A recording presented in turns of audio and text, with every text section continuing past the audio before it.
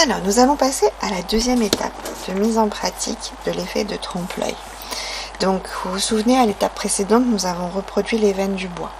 Ici, nous sommes sur une version de barriques qui sont vieillies, patinées par le temps, avec des valeurs de gris qui sont désaturées et des marrons désaturés. Désaturés, ça veut dire que on enlève un petit peu les valeurs chaudes pour amener vers des valeurs un peu plus froides, proches des noirs et blancs.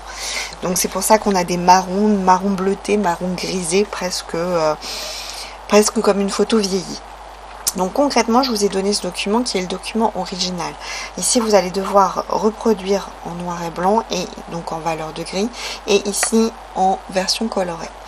L'idée étant de vous simplifier un petit peu le travail, je vous ai donné la trame, les grandes lignes de mise en forme justement de cette barrique. D'accord ? Donc, si vous regardez bien, concrètement, vous avez la barrique numéro 1, la barrique numéro 2 et la barrique numéro 3. Vous vous occupez pas de celle-ci qui est derrière. Première chose, il faut identifier justement ces barriques et ensuite leur donner leur valeur et leur intensité. Donc, si vous observez bien, concrètement, vous avez la première ici qui est dans une intensité de clair-obscur qui est presque sur un noir profond, ici un gris moyen et ici un gris clair. C'est ça qu'il va falloir reproduire, c'est un peu comme un travail de valeur du noir au blanc.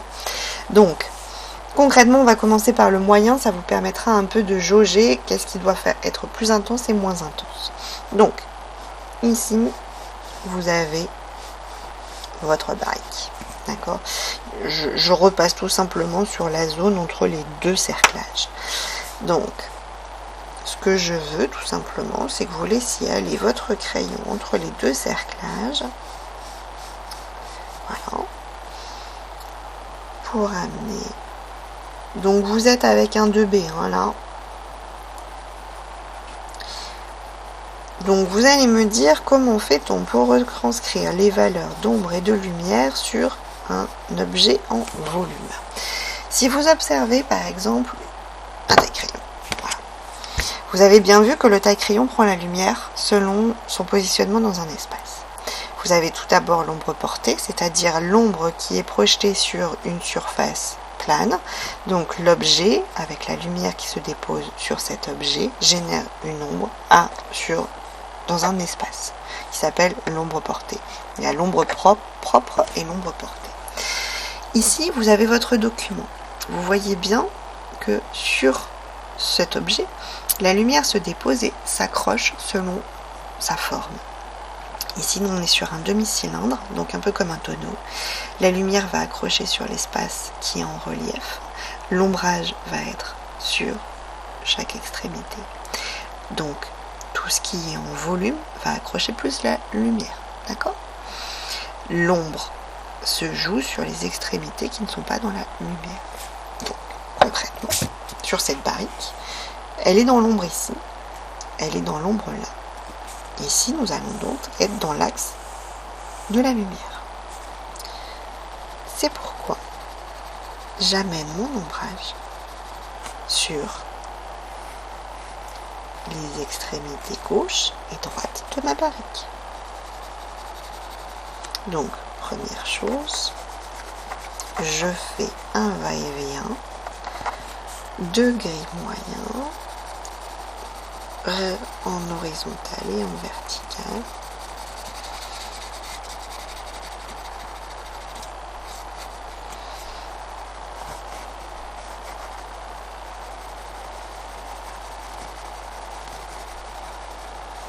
Ne vous souciez pas du cerclage manquant qui est tombé juste en dessous, d'accord ? Ce que je veux, c'est que vous reportiez la lumière sur les zones qui correspondent à votre document. Voilà. Donc, concrètement, je réintensifie sur la zone d'intersection entre les deux barriques, c'est-à-dire que la barrique 1 dépose une ombre plus dense sur la barrique 2. Et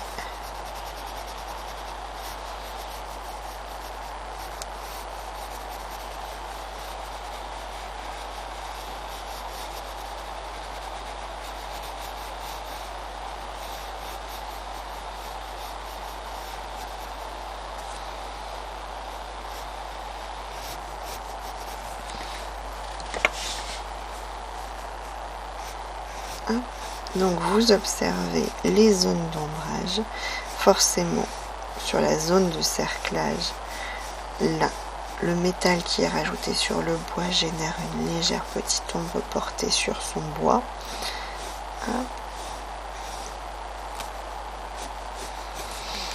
Et une fois que vous avez fait ceci, vous reprenez les lignes principales de la barrique et vous générez son ombrage. D'accord? Jusqu'en bas.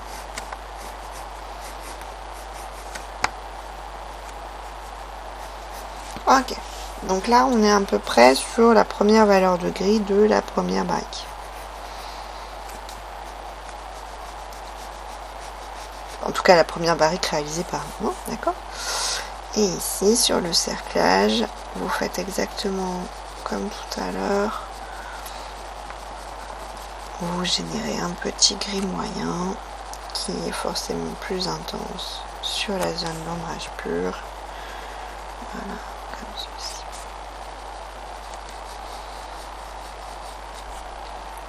Je rajoute mes petits cloutages et voilà. Ok.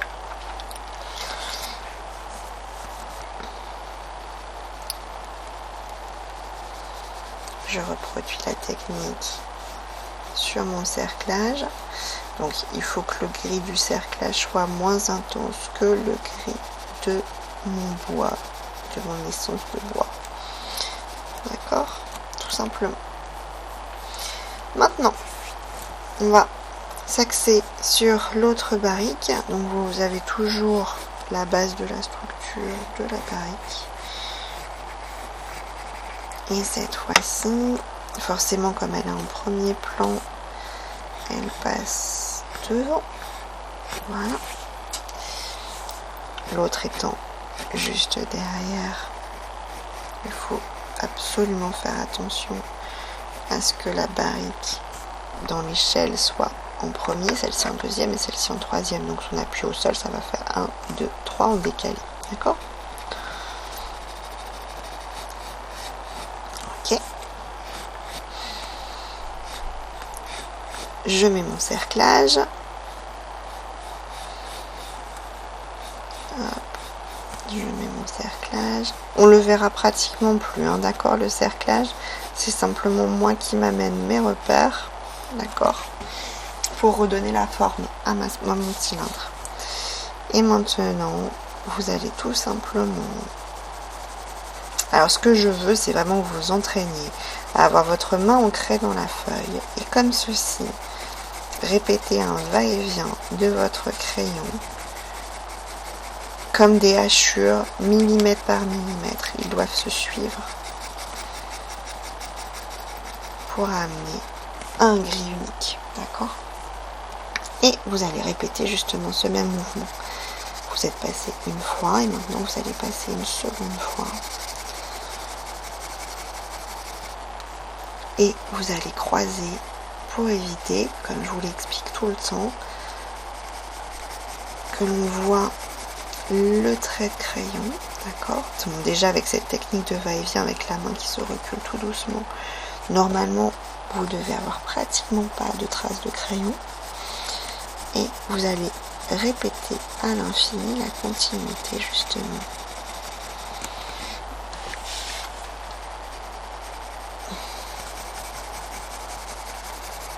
de ce gris. Donc si j'observe bien, il faut que ma barrique soit plus intense en noir, avec une petite perte de définition de détail, parce qu'on va être presque dans un noir absolu. On se rend bien compte ici que le noir n'est pas assez dense. C'est pour ça que je vais prendre mon 4B.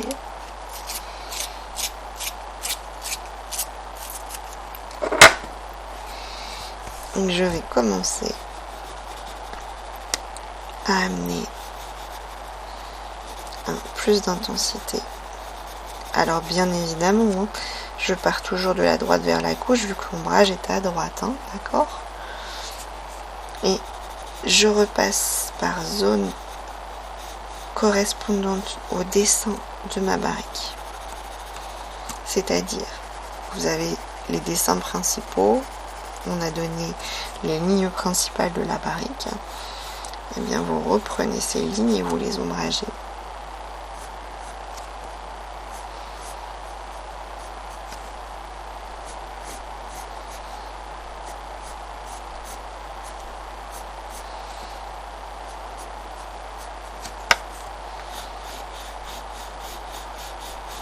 Vous faites exactement le même exercice de gris, mais sauf que là on arrive tout doucement à presque un noir.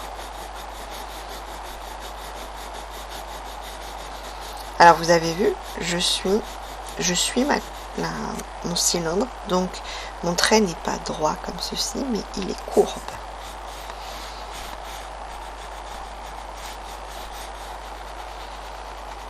Je suis toujours courbe.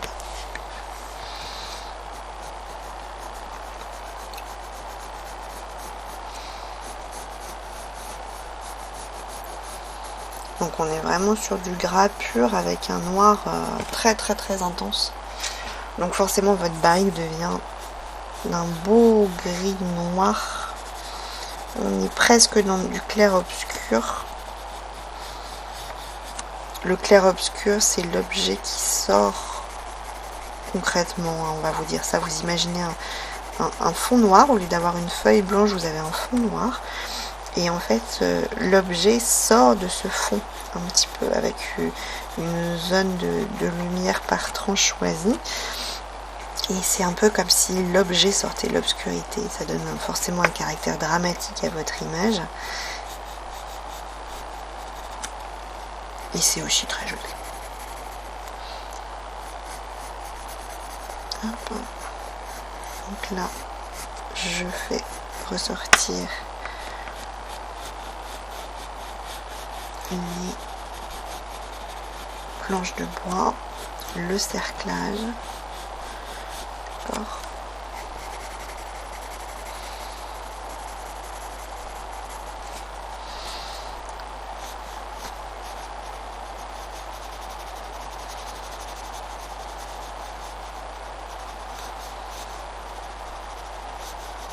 Donc forcément, l'intensité sombre est sur l'extrémité droite, d'accord.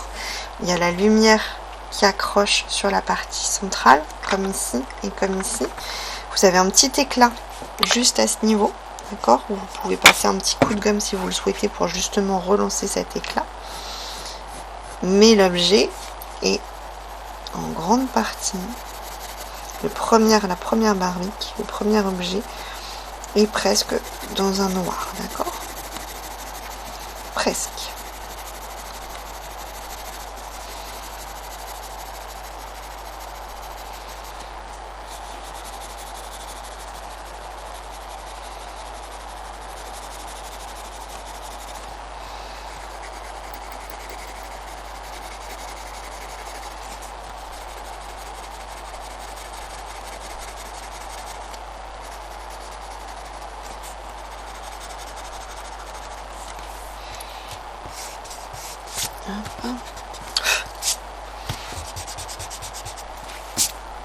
Ok.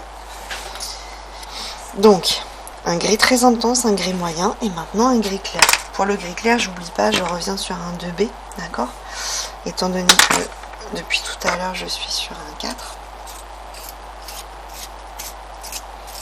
J'étais sur un 4 parce que je voulais une intensité très forte. De la même manière, si vous observez bien, vous avez l'ombre portée de l'objet sur celui-ci. Donc vous avez tout de suite l'ombrage. Donc comme pour tout à l'heure, on repère le cerclage de la barrique. D'accord ?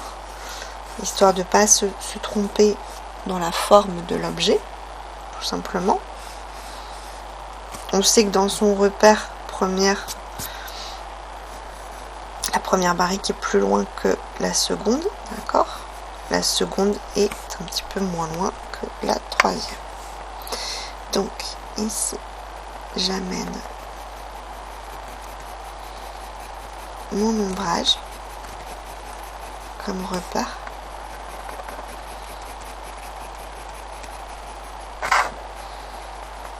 Voilà, comme ceci. Et Maintenant, je sais qu'il va falloir que je sois toute légère, bien parallèle à ma feuille. Même exercice que tout à l'heure, mais moins appuyé. Je redescends. Voilà. Ok. Et maintenant, je réintensifie un tout petit peu. Toujours le même mouvement. Je recule ma main tout doucement. Mon poignet et la paume de ma main et mon poignet sont ancrés dans la feuille. C'est simplement l'extrémité de mes doigts qui glisse et je pousse ma main vers l'extérieur. D'accord ? Ici, maintenant, vous réintensifiez simplement l'ombrage entre le tonneau 1 et le tonneau 2, donc l'ombre portée du tonneau 2 sur le tonneau 1,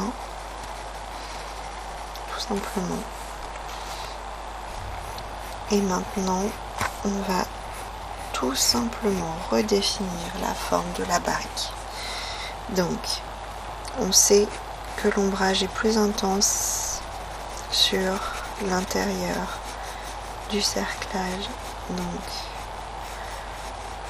je réombre simplement ici. Ensuite, vous avez votre cerclage à réamener avec un petit ombrage sur les deux extrémités, toujours la même règle que tout à l'heure. D'accord. Et vous laissez tout simplement la lumière. Vous pouvez même la réintensifier avec un petit coup de gomme sur le cerclage. Je choisis de rajouter les petits trous des clous. Voilà. Ici, on recommence. Donc,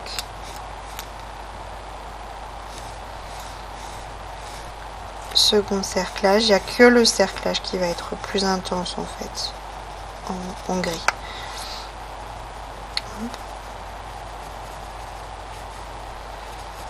Comme ceci. Et je rajoute les deux petits clous, d'accord ? Nouveau cerclage. Je réintensifie l'ombre aux deux extrémités. Pour amener plus de valeur, je marque mes petits clous et je décroche un petit ombrage avec ma gomme. Et on n'en a plus que 3 à faire. Hop. Ombrage aux deux extrémités.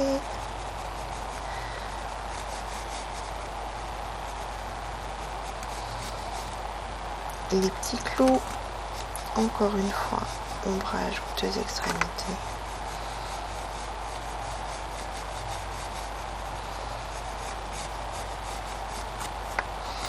Et le dernier cerclage.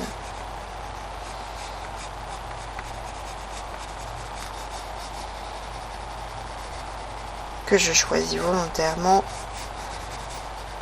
plus intense parce qu'il est au ras du sol et qui a l'ombre de l'ensemble de la barrique. Si vous observez bien, l'ombrage est un petit peu plus grand au niveau du bas. Donc, j'étends simplement mon ombrage. Ok. De la même manière, si vous voulez être dans le détail absolu, il y a le cercle qui était ici, qui est tombé sur la photographie. Et donc du coup, si vous avez envie, vous n'êtes pas dans l'obligation d'être dans la reproduction absolue, vous pouvez faire ce fameux cerclage qui est tombé. D'accord ? Hop. Maintenant, ce qu'il faut intégrer, c'est justement toutes les lignes du bois, de chaque lamelle de bois qui constitue la barrique. Hop.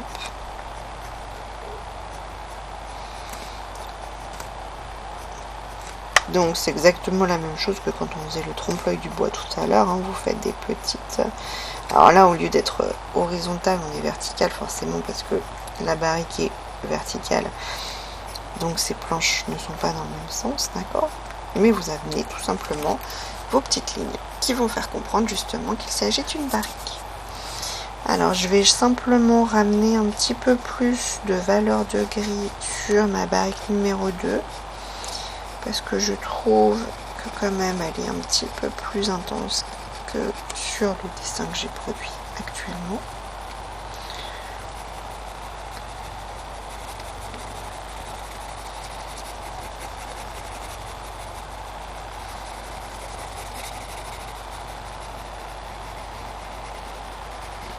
Voilà, je réintensifie un petit peu mes valeurs.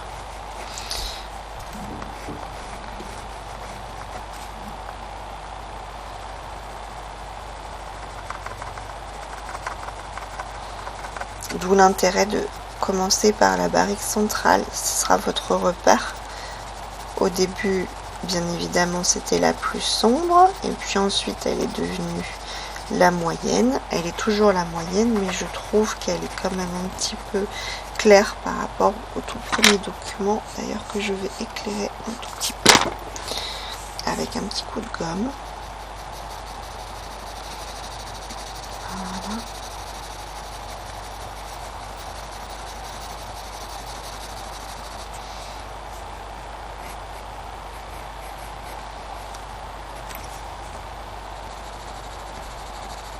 J'essaie de reproduire, alors là c'est tout simplement parce qu'on sait très bien, on voit très bien que la texture, comme il y a eu beaucoup de contraste rajouté sur le traitement de la photo, toutes les aspérités du bois sont plus visibles, donc on peut, si on ressent l'envie, jouer sur un petit travail justement d'intensité.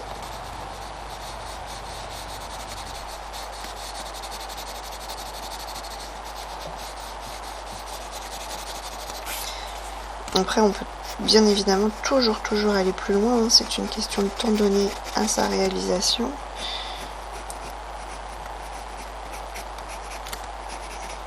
Plus on ajoutera du détail, plus l'ensemble sera réaliste, d'accord? Mais moi, ce qui m'intéresse surtout, c'est que vous arriviez à maîtriser les valeurs et qu'on arrive vraiment sur un objet à retranscrire une valeur de gris intense, de gris moyen et de gris clair. Donc là, volontairement, je choisis de faire des petites hachures de fin qui sont moins fondues et qui se devinent. Et vraiment des petits à-coups de crayon pour donner quelque chose de très graphique. Là, pour le coup, on n'est plus dans le trompe-l'œil, mais simplement dans l'effet graphique. Mais je trouve ça intéressant. Et je sais que certains aiment faire ça. En tout cas, je vous ai vu le pratiquer et je sais que vous le faites très bien. Donc, n'hésitez pas à le faire si vous en ressentez le besoin ou l'envie.